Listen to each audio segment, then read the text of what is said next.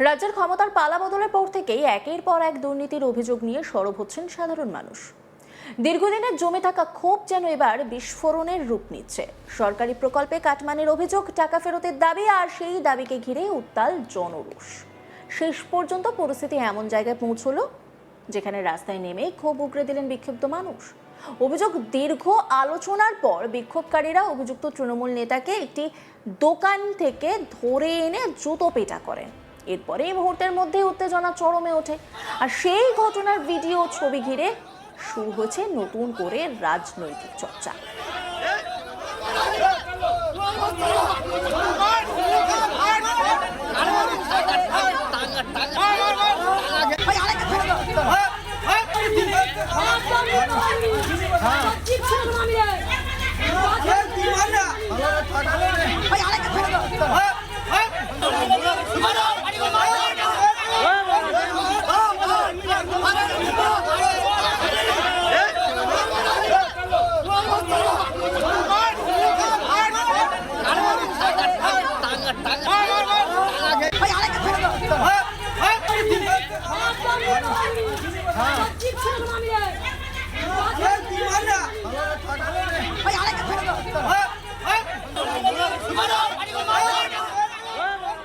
দক্ষিণ ২৪ পরগনার পাথর প্রতিমা ব্লকের দক্ষিণ রায়পুর গ্রাম পঞ্চায়েতে কাটমানি ও দুর্নীতির অভিযোগকে কেন্দ্র করে ব্যাপক উত্তেজনা ছড়িয়ে পড়ে।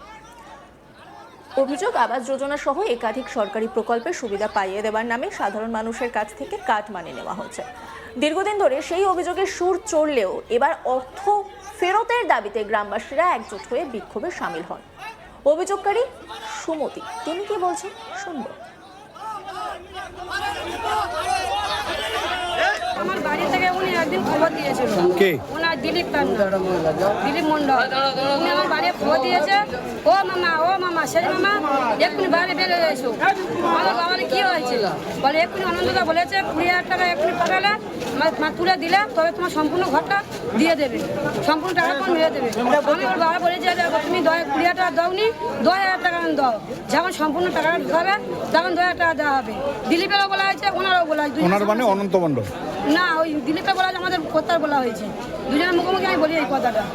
আর দিলীপে এখন বলতে কালকে দাঁড় করে আমি বলেছি ভালো নেই, শোনো বলে কি হয়েছে, আমি তুমি এরকমভাবে আমাদের বাড়িকে বলুন দুপুরবেলা, বলে না আমি ওই কথা বলি না, আমি বলেছি ঘরে আসবে, ঘরের সাথে তোমরা যোগাযোগ করো। আর তুমি ওই কথা মোটেও বলুন, তুমি চার মাথায় এক হয়ে গেছে, তুমি অত বড় মিথ্যে কথা বলতো কি জন্য?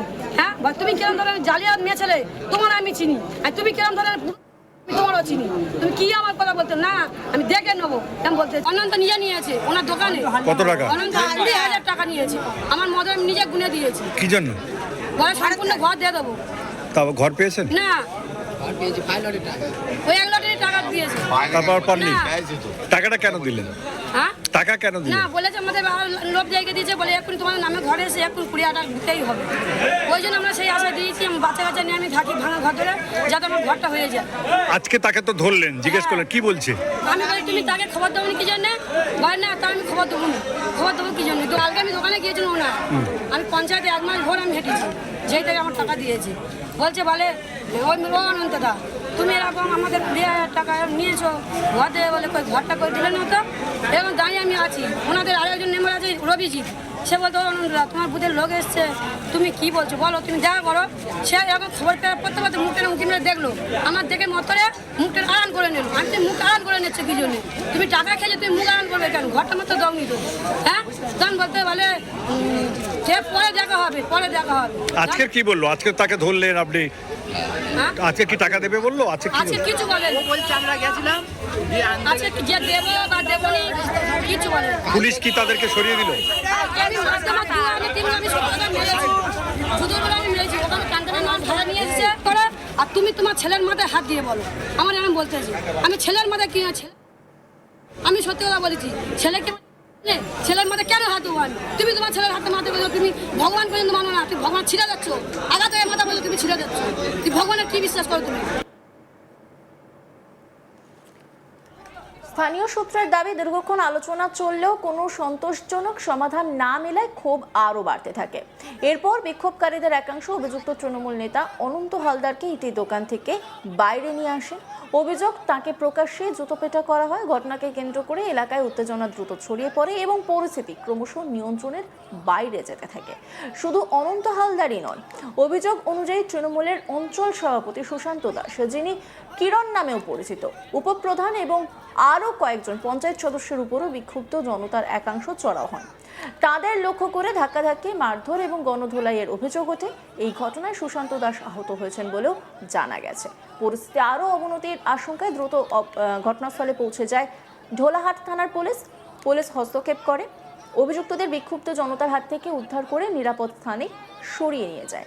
এরপর এলাকায় অতিরিক্ত পুলিশ মোতায়েন করা হয় এবং পরিস্থিতি নিয়ন্ত্রণে আনার চেষ্টা শুরু হয়। ঘটনার পর থেকে এলাকায় তীব্র রাজনৈতিক উত্তেজনা তৈরি হয়েছে। কাটমানির অভিযোগ, জনরোষ এবং প্রকাশ্য মারধরের এই ঘটনাকে ঘিরে নতুন করে রাজনৈতিক চর্চা শুরু হয়েছে। প্রশাসনের পক্ষ থেকে ঘটনার তদন্তের আশ্বাস দেওয়া হয়েছে। এখন দেখার এই অভিযোগে তদন্তে কি উঠে আসে এবং অভিযুক্তদের বিরুদ্ধে কি পদক্ষেপ নেওয়া হয়।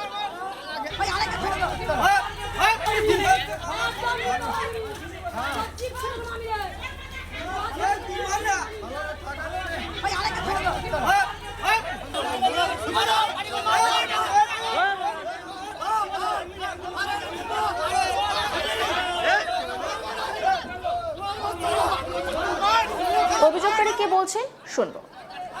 আমার বাড়ি থেকে উনি একদিন খবর দিয়েছিল, কে? ওনার দিলীপ মন্ডল। উনি আমার বাড়ি খবর দিয়েছে, ও মামা সেই মামা এক্ষুনি বাইরে বের হয়ে এসো। আমার বাবার কি হয়েছে বলে, এক্ষুনি অনন্তদা বলেছে 20,000 টাকা এক্ষুনি পাঠালে তুলে দিলে তবে তোমার সম্পূর্ণ ঘরটা দিয়ে দেবে, সম্পূর্ণ টাকা তোমার মেরে দেবে। আমি ওর বাবা বলেছে তুমি 20,000 টাকা দাওনি, 10,000 টাকা দাও, যখন সম্পূর্ণ টাকাটা ঢুকাবে তখন 2,000 টাকা দেওয়া হবে। দিলীপেরও বলা হয়েছে, ওনারও বলা হয়েছে। ওনার মানে অনন্ত মণ্ডল না, ওই দিলীপকে বলা হয়েছে, আমাদের কোথায় বলা হয়েছে, দুজনের মুখোমুখি আমি বলি এই কথাটা। আর দিলীপে এখন বলতে কালকে দাঁড় করে আমি বলেছি ভালো নেই, শোনো বলে কি হয়েছে, আমি তুমি এরকমভাবে আমাদের বাড়িকে বলুন দুপুরবেলা, বলে না আমি ওই কথা বলি না, আমি বলেছি ঘরে আসবে, ঘরের সাথে তোমরা যোগাযোগ করো। আর তুমি ওই কথা মোটেও বলিনি, তুমি 4 মাথায় এক হয়ে গেছে, তুমি অত বড় মিথ্যে কথা বলতো কি জন্য? হ্যাঁ, বা তুমি কিরম ধরনের জালিয়াত মেয়ে ছেলে, তোমার আমি চিনি, আর তুমি কিরম ধরনের তোমারও চিনি, তুমি কি আমার কথা বলতো না, আমি দেখে নেবো আমি বলতে। অনন্ত নিজে নিয়েছে ওনার দোকানে। কত টাকা? অনন্ত 20,000 টাকা নিয়েছে, আমার মদে আমি নিজে গুনে দিয়েছি। কি জন্য? ঘরে সম্পূর্ণ ঘর দিয়ে দেবো।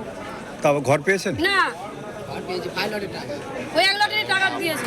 তারপর পাননি? না। টাকাটা কেন দিলেন? হ্যাঁ, টাকা কেন না দিলেন? বলেছে আমাদের লোভ জায়গা দিয়েছে, বলে এক্ষুনি তোমার নামে ঘরে এসে এক্ষুনি 20,000 টাকা দিতেই হবে। ওই জন্য আমরা সেই আশা দিয়েছি, বাচ্চা কাচ্চা নিয়ে আমি থাকি ভাঙা ঘর ধরে, যাতে আমার ঘরটা হয়ে যায়। আজকে তাকে তো ধরলেন, জিজ্ঞেস করলেন কি বলছে? আমি বলি তুমি তাকে খবর দেবো কি জন্য? বলে না, তা আমি খবর দেবো না। খবর দেবো কি জন্য? তো কালকে আমি দোকানে গিয়েছিলাম ওনার।